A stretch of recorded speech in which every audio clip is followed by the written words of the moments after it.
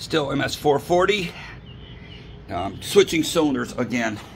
I was watching a video the other day of a 440 I had with the 460 cylinder, and I remembered I still had that cylinder. It's kind of an ugly cylinder, but here it is. I matched the muffler up yesterday, and I glued all this stuff together with this is the only Permatex I would suggest using. The Max Flex works really well. I did the bottom of it too. You could do it ahead of time and then just bolt it down, it's fine. But this one has 6 transfer openings. I know I've said it in about a million videos, but this one really works good. It was milled by Eric Copsey, and so the compression's up on a little bit. The Nicosell's in pretty damn good shape. I'm just going to go over the fingers a little bit more and square them up just a tad. And this thing should work good. I'm using a Meteor piston. I took 3 grams out of it.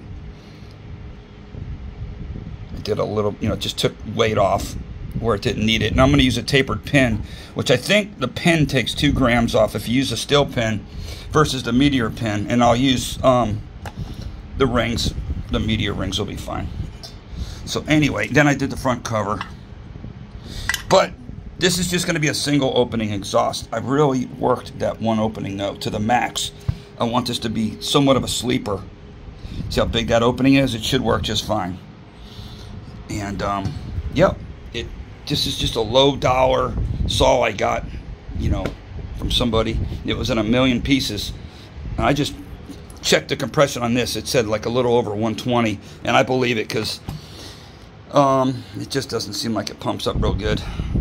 But it runs good with this 044 cylinder, but doesn't make the killer power, like really doesn't. Like this cylinder, I remember made really good power. With the timing advanced, this cylinder really makes a difference. Yep. And then Mike Glock sent me this really nice, couple little lines in it, but other than that, it's beautiful. 460 cylinder. It's a Mayo. It's all sandblasted and cleaned up and honed and shit.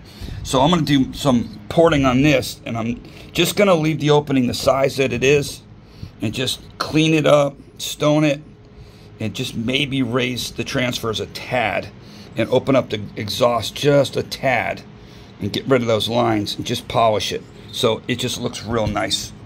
I'm not even going to go crazy with the intake. I'm just going to get rid of those lines and stuff and just make all the ports nice and clean. Because even with basically a stock 460 cylinder, it makes a huge difference on a 440. And Mike sent me this piston, the OEM piston, with the tapered pin that he cleaned up for me.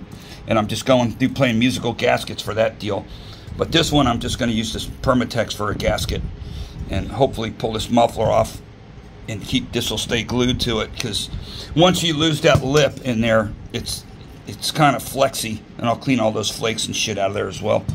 But that's that. So I'll have this together now. Thanks for watching.